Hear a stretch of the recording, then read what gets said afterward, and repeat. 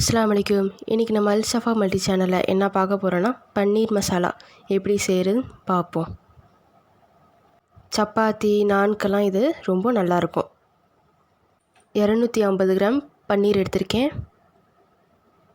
இப்போ தேவையான பொருட்கள் பார்க்கலாம். 2 பட்டை, 2 கிராம்பு, 2 ஏலக்காய், சீரகம் 1 டீஸ்பூன், பெரிய சைஸ் 1 வெங்காயம் பொடியாக நறுக்கியது, 1 டேபிள் ஸ்பூன் இஞ்சி பூண்டு பேஸ்ட், 1 பெரிய சைஸ் தக்காளி பொடியாக நறுக்கியது, புளிக்காத கெட்டி தயிர் 1 ஸ்பூன். நம்ம இன்றைக்கி பன்னீர் பட்டர் மசாலா செய்யலை, அது இன்னொரு நாளைக்கு செய்கிறேன். 1 டேபிள் ஸ்பூன் மிளகாய்த்தூள், அரை டீஸ்பூன் மஞ்சள் தூள், 1 டீஸ்பூன் கரம் மசாலா தூள், 1 டேபிள் ஸ்பூன் மல்லித்தூள், தேவையான அளவு உப்பு, 3 ஸ்பூன் எண்ணெய். ஸ்டவ் ஆன் பண்ணி பாத்திரத்தை வச்சு இப்போ எண்ணெய் ஊற்றிக்கலாம். நாங்கள் இன்றைக்கி நைட் சாப்பாட்டுக்கு தான் செய்கிறோம். நான் செஞ்சுருக்கோம். பட்டை கிராம்பு ஏலக்காய் அது நல்லா பொரியட்டும்.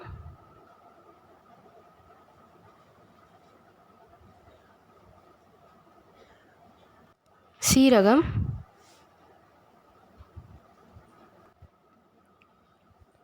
வெங்காயம் சேர்த்துக்கலாம்.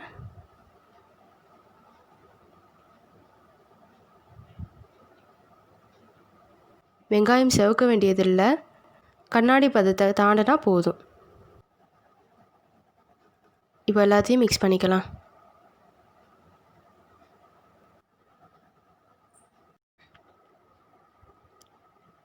அடுத்து இஞ்சி பூண்டு பேஸ்ட்,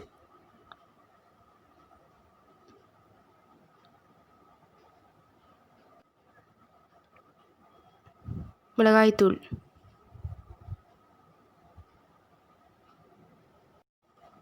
அது மிக்ஸ் பண்ணிக்கிறேன்.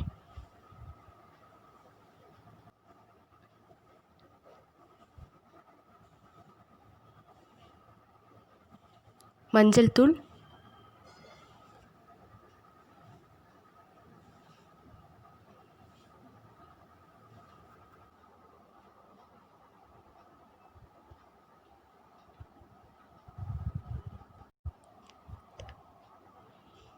கரம் மசாலா,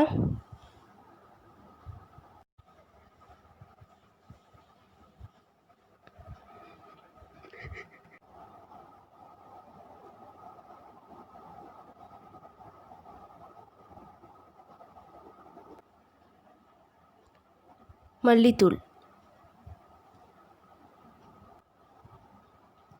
எல்லாத்தையும் ஒரு முறை கிண்டி விட்டுக்கலாம்.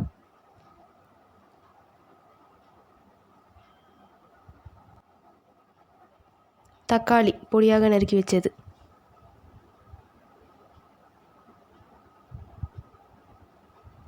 தக்காளி மசாலாவோட நல்லா பிரட்டிக்கலாம்.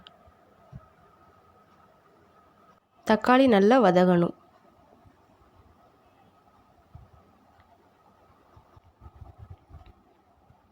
புளிக்காத கெட்டி தயிர்,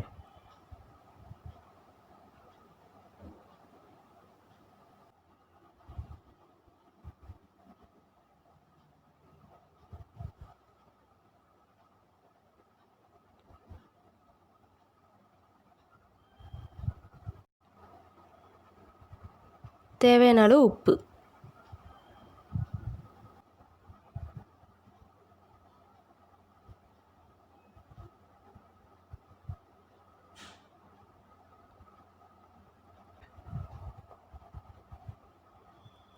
இப்போ பன்னீர் எல்லாத்தையும் சேர்த்துக்கிறேன்.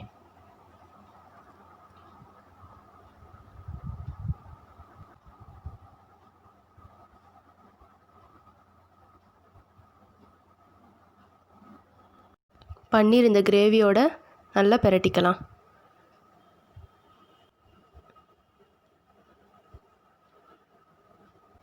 மல்லி இலைகளை சேர்த்துக்கிறேன். பன்னீர் மசாலாலே நிறையா வெரைட்டிஸ் இருக்குது.